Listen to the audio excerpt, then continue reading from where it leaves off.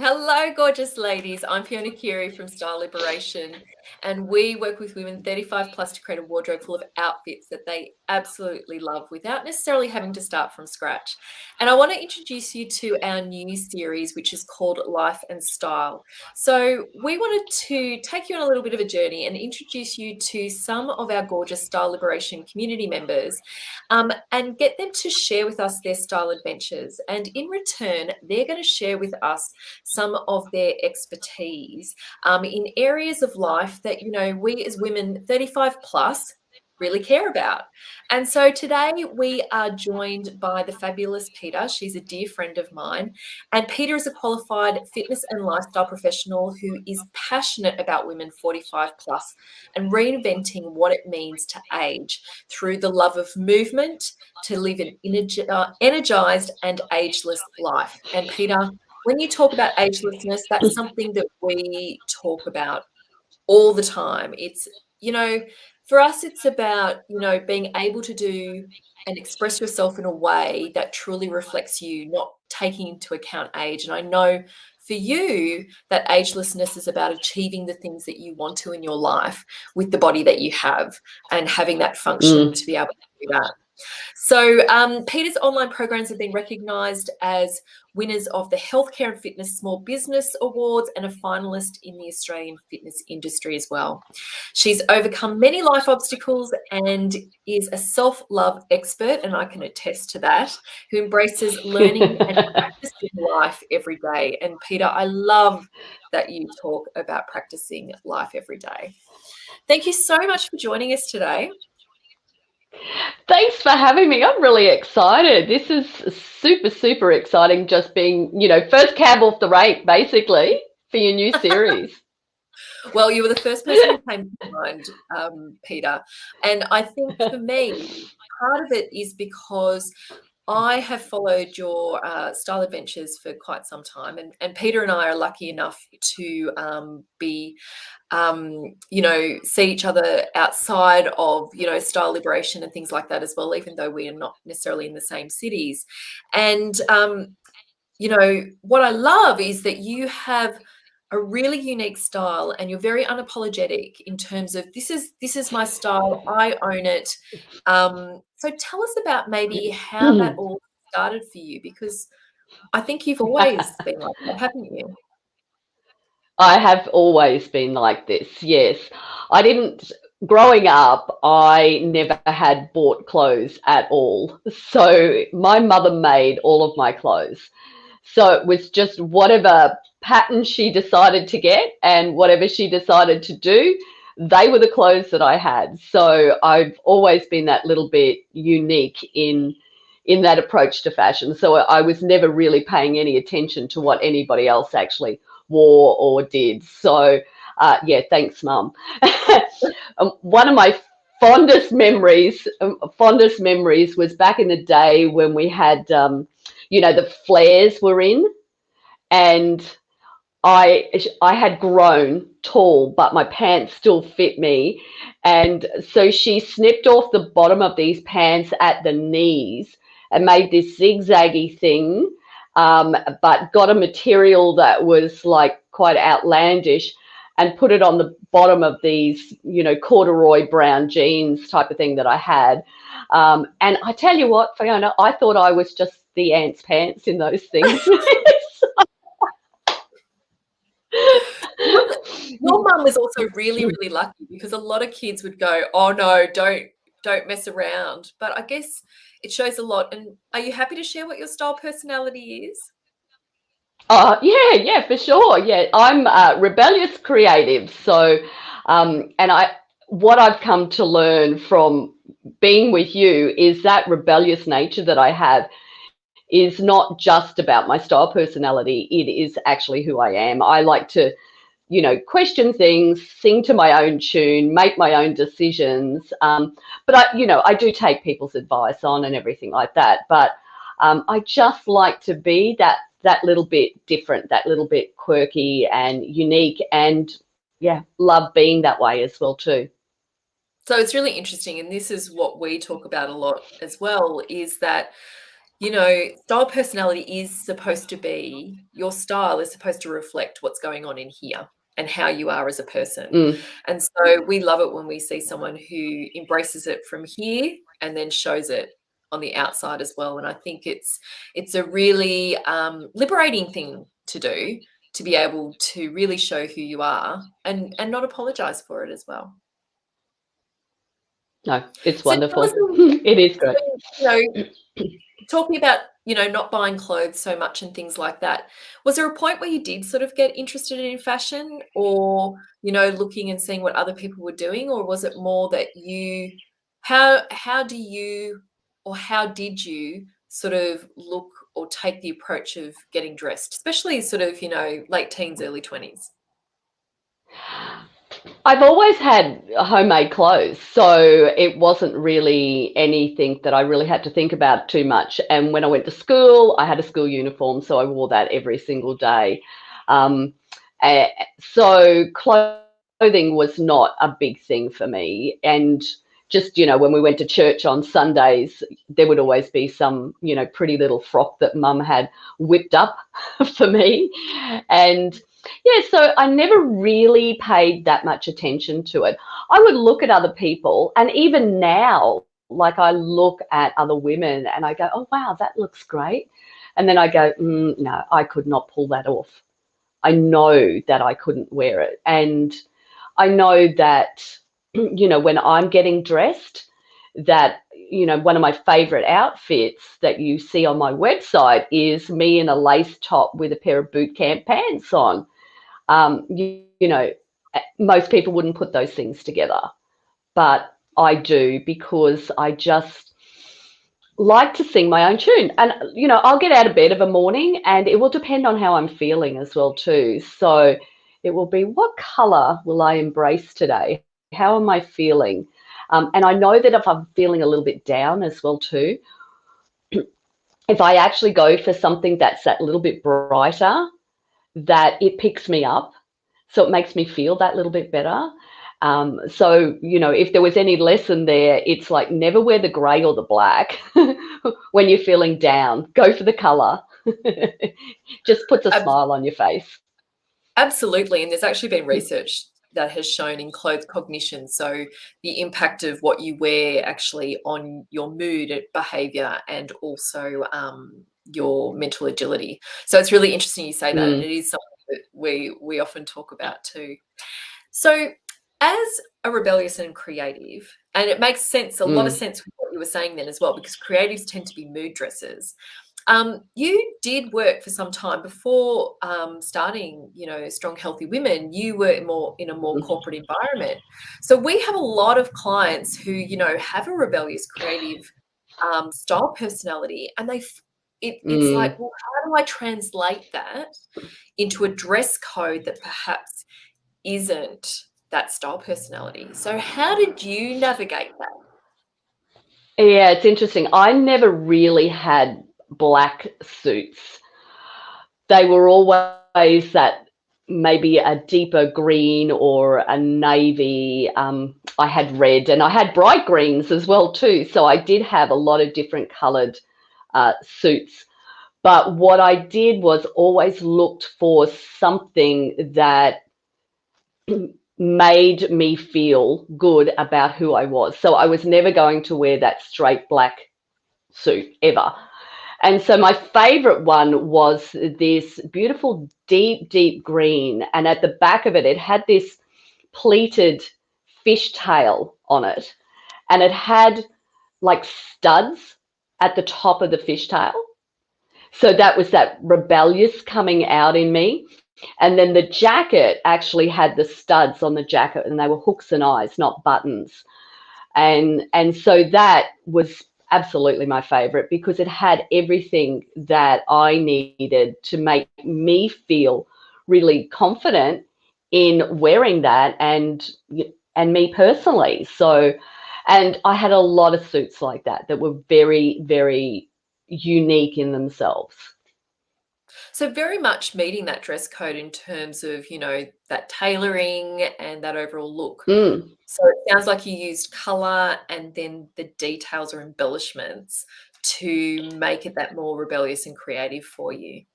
I had this beautiful green suit that I absolutely loved as well too, and it had these beautiful, great big gold buttons down the front of it.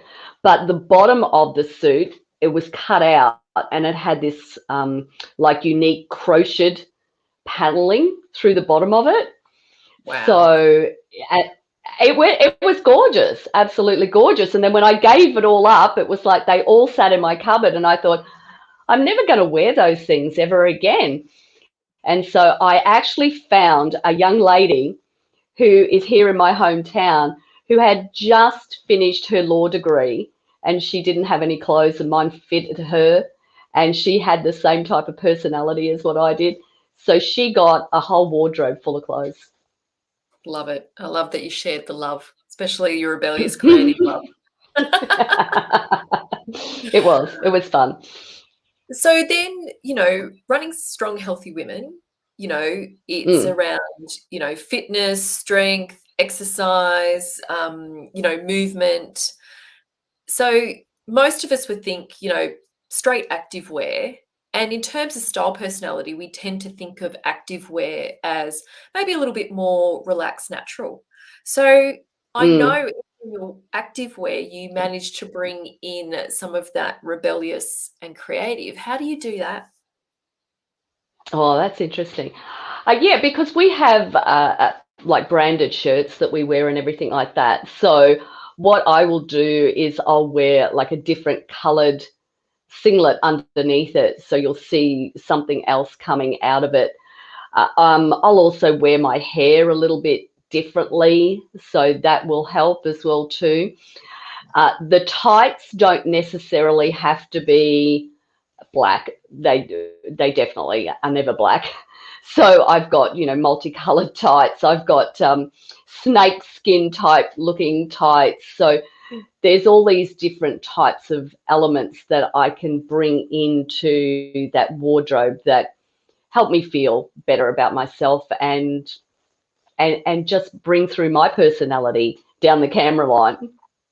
And it is, and you do, and you show that so genuinely and authentically as well.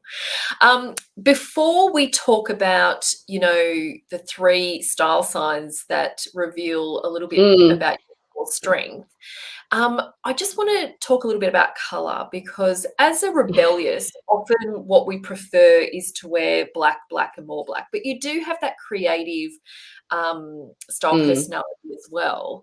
And you were telling me a story or about purple, and purple is a color that mm. often get a lot of pushback about. Do you want to tell us a little bit about that? Yeah, I absolutely do want to share that story with you. I know that there's all these beautiful purples in my color palette, and I look at those and I go, they're lovely. And then I see, little cardigans and things like that in those colors, and I go, that's so pretty, but I wouldn't wear it.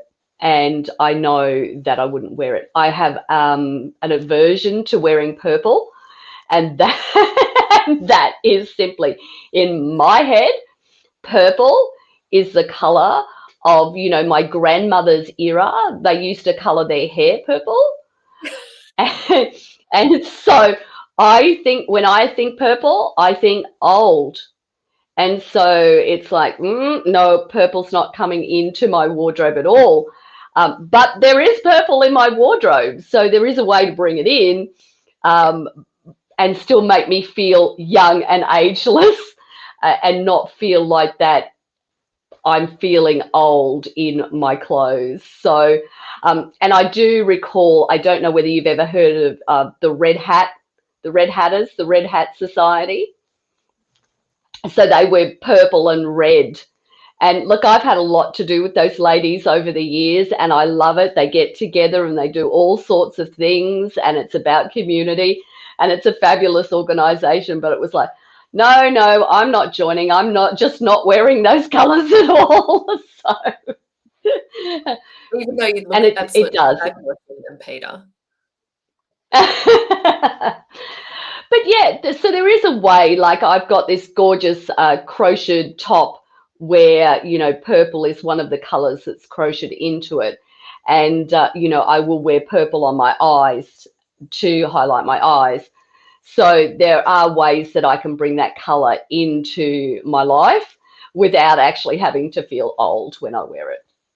And it is really interesting that we have those particular associations, and we also find it, especially not just with purple, and we get it a lot with mauve or any of those sort of softer pink purples. We get a lot of, a little bit of pushback.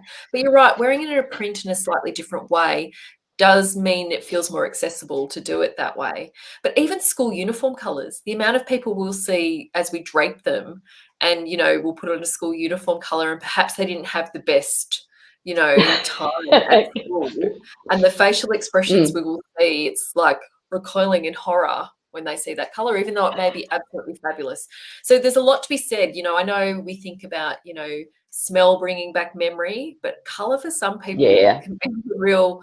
They either love it or they loathe it, and so it's learning, I guess, how do we make it work without it feeling or having those connotations to it with that. Yeah, it So brings back those thoughts and memories.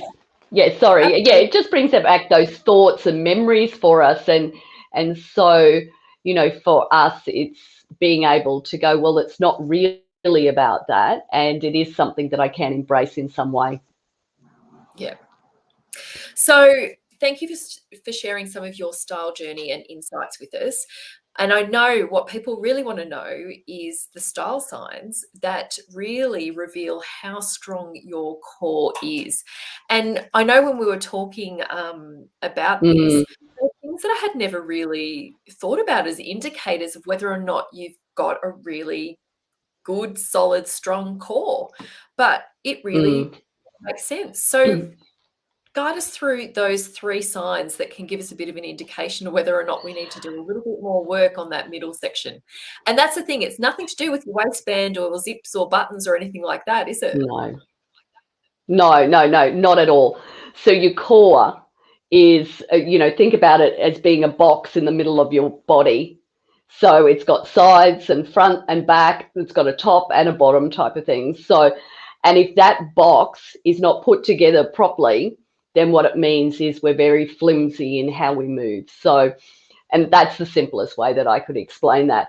But the one thing that I really see quite a lot is the beautiful bags, the lovely bags. And if you think about the weight that is in that handbag for many of us, it's definitely up there. I think it's like 800 grams plus. So what happens is I can instantaneously, when I look at a woman, I can tell whether she's left or right dominant, because you can see that slight droop in her shoulder from where she's holding that bag. And even if she doesn't carry that bag on her shoulder and she carries it on her arm, then what can happen is that this elbow gets tucked in as you're walking, because you're bracing yourself, or the shoulders start to lift up. And so they're all great signs that there's a little bit of extra work that you might need to do around that core. So shoulders lifting up and just using, I always call it the tummy as a pillow. So we're actually starting to put things on our tummy, when we're carrying things. And the handbag can definitely be one of those things. Oh, that's just opened my eyes to a few things. Yes, when our tummies actually carry things. Groceries can be another thing. So you'll tuck those into you, or lifting up your laundry basket is another one as well too. So you lift it and then you bring it into your tummy. So rather than holding it out and using your core strength, you're now using your stomach as a pillow. So you're leveraging other parts of your body rather than actually using the strength of your core to do those functional tasks. Wow. Yeah. So what's the second Totally. sign that we might, that will tell us whether or not our core is strong? Shoes. Our shoes.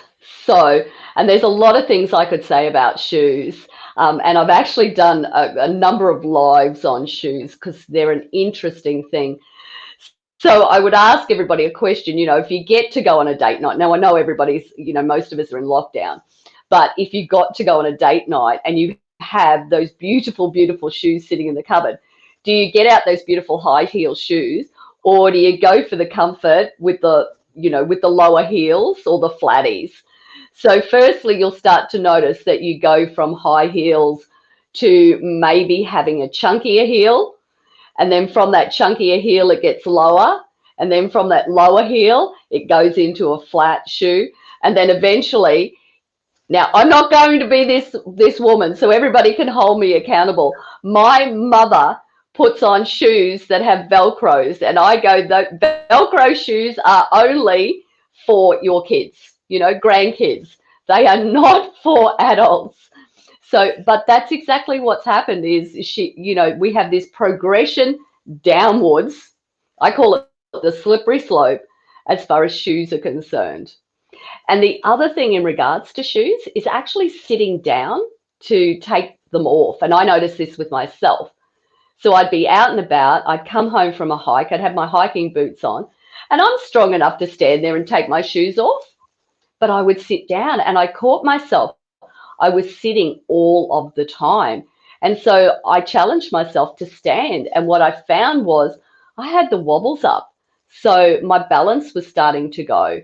And that's another great sign that that core strength is starting to diminish when we get those wobbles up. So what we're doing is we're testing ourselves. And with the heel height, I know for some it's around, your feet and yes, I don't know all the details of the feet. But the other reason I'm guessing is around that balance as well, being able to actually balance in a higher heel and having that core strength through there. Yeah. And then testing whether or not we can take our shoes on and off, standing up and not having to sit down to do it. That's right. That's right. And then the other thing is, if you do go for those higher heels, take a look at yourself either in the mirror or in a window as you're walking past to see what's happening with the top of your body. So is the top of your body disconnected from the lower part of your body? So, you've got that lean forward happening as you're walking, because and then what's going to happen is your toes are going to start to do this. They start to grip into the bottom of the shoes to stop you from going forward. And then if there's something that you come across on that footpath, you're more than likely going to tumble forward because our core isn't being embraced, and we're wearing those gorgeous high heel shoes that we want to wear, but are finding a bit tricky to do so. I think a few of us are going to find that as well. A lot of us will have been out of practice as well, Peter. Oh, I know, me included. So one of the things that I do every so often is get out a pair of shoes and I walk around my house in those shoes. Well, I was going to say, maybe that's something we have to challenge people to do, that actually wearing high heels at home is not just about, vanity or anything like that. It's actually a really good, little exercise Test to do core to see strength. to test your core strength. I love it. That's what I'm going to say now. Absolutely. Yes, test my core strength. I had this beautiful pair of watermelon Versace shoes that an ex-boyfriend bought me some years back. And they'd always been this little bit too big for me. And so I met up with a friend of mine recently for my birthday. And I said to her, I pulled out this box and she's gone, oh no. And I said, yes. I said, you can have these shoes. I said, because they've always been that little bit too big. And I know that they have always been the perfect size for you, because she had borrowed them a couple of times. And so I gave them to her, and she actually rang me up then that afternoon and said, I put those shoes on. I was walking around the house and I went, my feet have got so big because I haven't been wearing shoes. They're too tight. No. Okay, so handbags a giveaway. So is being able to put on shoes, or also balancing in a heel. Shoes. What is the third giveaway then? Look, the third giveaway, Fiona, is around how we approach our clothes. And there's a lot that I could say about that. But I will just talk about the bra. So Oh, now there's 3 different ways to put on a bra. So there's, we go around the back, and from what I can see with the statistics in my community, it's about 75% of us who actually 75 to 79% of us who will actually do up our bra behind our back. The rest of us will go for the front. So we do it up at the front. So you do it up and then you slide it around and put your hands in. And then the other way is to actually bring it over your head. Now, that's one of the things that I do because I'm wearing sports bras a lot of the time. So they're coming over my head. But I remember this story of Maria walking in one day and she said to me, I can't do my bra up at the back anymore. So I've actually had to move it around to the front. And then what had happened was it wasn't just underneath her bust that she was doing it up because the coordination had started to go. She'd actually started pulling it down around her tummy area. And so to do up these hook and eyes because she needed to be able to see them because she couldn't do it by feel anymore. So it is this slow progression that can happen with our clothes that we don't actually notice it at first. So the bra is one thing. If you start to do it up in a different way, then it's time to just challenge yourself and start to try and do it in, back the way you used to do it. And I mean, I know it with Paul as well too. I notice him sitting on the bed when he's putting on his pajama pants, and I go to him, stand up to put those pants on. So don't sit down. Don't sit down. So it can happen with all sorts of clothes, your pants, your shirts. You might be finding that you're starting to compromise how you actually put that shirt on.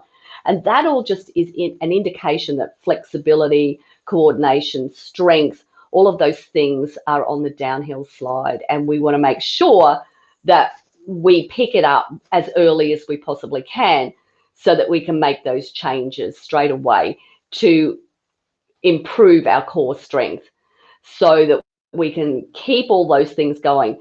So in our house, there are so many things that can happen, and we can see that if we ignore them before we know it, we're really like partway down that slope, and it's like it's going to be a long, slow, steady climb back to where we were. So just being aware is really important. and I guess it's just being aware and staying with those functional things and noticing, like you said, if we're doing something differently, why are we doing it that way?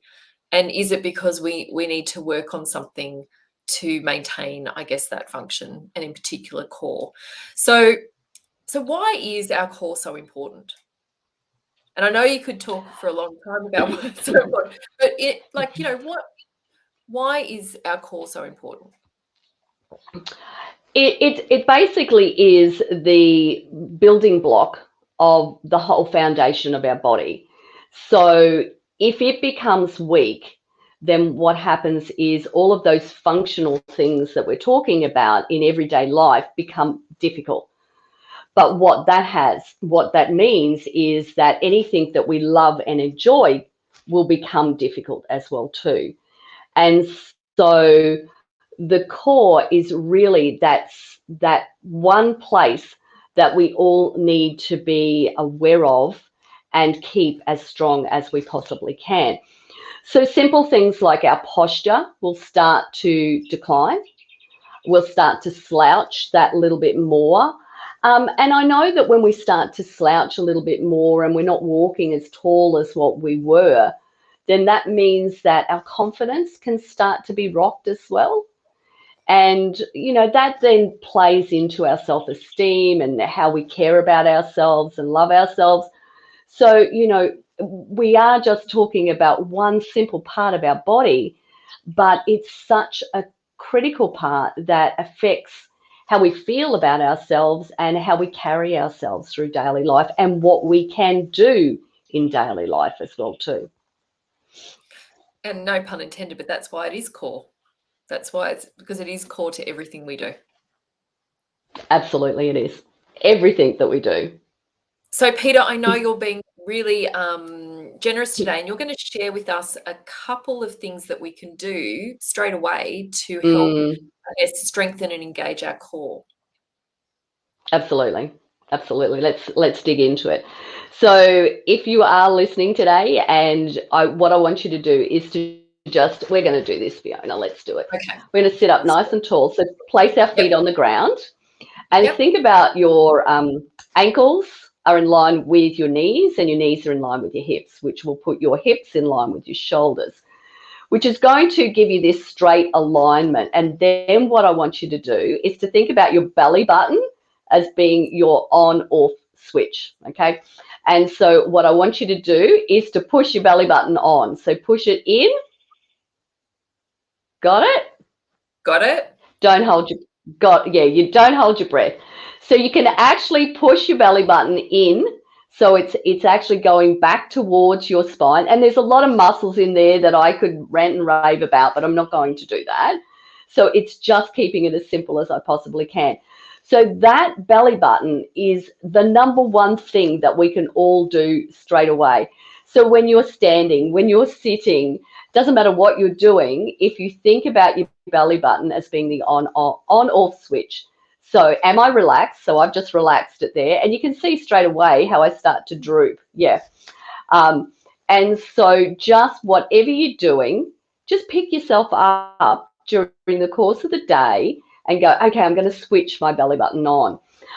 One of the things that I use as a trigger that I could be not using my core muscles is when I'm out and about. So I will see people hunched over, or I will see them walking forward. I will see how their alignment is, or I'll see them shuffling their feet and not picking their feet up. And I go, oh, and that is the trigger that I use constantly to push my belly button on. And so it's a great way to actually just have that reminder that it's something that's so simple, and yet we can do it virtually straight away. I love that one. It's a super easy one to do, but it just takes that consciousness to do it. Yeah, absolutely. And then the second tip that I want to give you is what happens is that we sit in front of our technology a lot, phones particularly. We go down like this. So we start to expand or increase the muscles in our back, and then we start to shrink these muscles in our chest. And so that all affects our posture as well too. And that is all coming from our core. So what we want to do is actually find a way to actually increase these muscles, to expand these muscles in our chest and actually stretch them out. And so it's something as simple as we're going to put our hands behind our ears. That's it. And so open up your chest. And then what we're going to do is we're just going to bring our tips of our elbows in, and then we're going to open it back out again. So you'll feel your shoulder blades squeezing towards one another. And so what you want to do is just actually do this around 10 times. And don't worry, if you can't get your elbows together, it doesn't matter. Just go to wherever you are at this point. And there we go. And so you can feel like straight away, you feel like you're taller. Can you feel the difference? Yeah, definitely. I think I felt a little bit of cracking Yeah, as well. going on. Well, that's a good thing. That's a good thing as well too. So yeah, so every time you get off of your computer or your phone, just doing something as simple as that can help those muscles that are being overstimulated and those that are being understimulated actually get engaged that little bit more. And what it does is it helps that posture. When you help your posture, you're helping your core at the same time.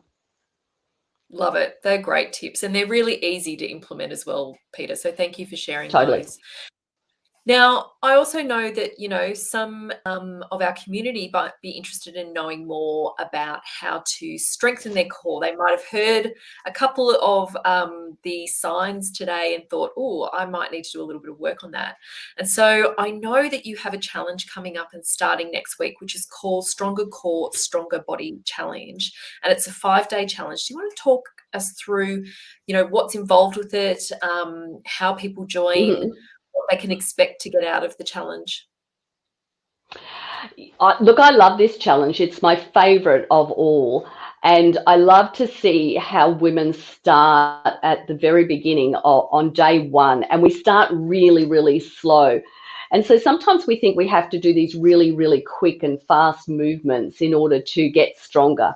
And yet what we do here is we start very slowly and we build from it. And I see the strength improve from day 1 through to day 5. So each day there is something different that we do. We become core aware. I talk about the exercises that we shouldn't do when it comes to our pelvic floor issues. And that's a whole other story that we could talk about as well too. And a lot of those exercises are exercises that most people will be doing.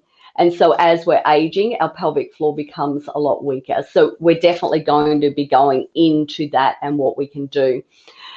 We're going to talk about, that we're not mini men at all. So we shouldn't exercise like mini men.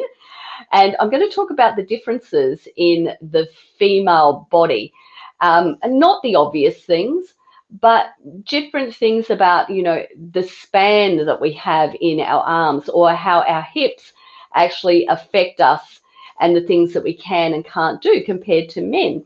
So, yeah, we're just going to go through lots of things, just looking at a woman's uniqueness and how we can build on that core strength.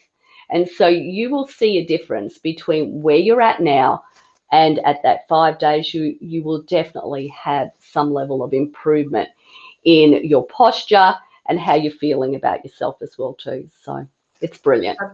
That's great. So that kicks off on Monday, next Monday, doesn't it? On the Monday the 20th, yeah. Perfect. Mm-hmm. Monday the 20th. And we're actually going to share a link in the comments, and we'll share it above as well, how you can join that challenge with Peta. Awesome. Yeah, come join. If you're just feeling like you need something to boost your strength, it is a perfect place to start. Love it. Thank you, Peta, so much for sharing your absolute wisdom with us in terms of core strength and fitness and flexibility. I think it's something that we think about, we need to be thinking about as well. If we want to continue doing the things that we truly enjoy in life, it's all about having that functional fitness. Absolutely. And knowing that how we wear clothes and what we put on can give some pretty good clues on perhaps some things that we need to work on. So I'm going to take away some good tips, especially around how I put on my bra. That was going to be great. So thank you so much. And I can see Raylan's been here. Hi, Raylan. And Anne has said very helpful. Thank you. So you're very welcome. Enjoyed our first life and style of the series with Peta. Peta, thank you again, and I'm looking forward to being part of the challenge. I definitely need to do a little bit of work on my core. Awesome. I look forward to it. Fiona, thank you so much for inviting me. It was wonderful. No problem at all. Take care, and we'll see you all later. Bye. Bye, everyone. Bye.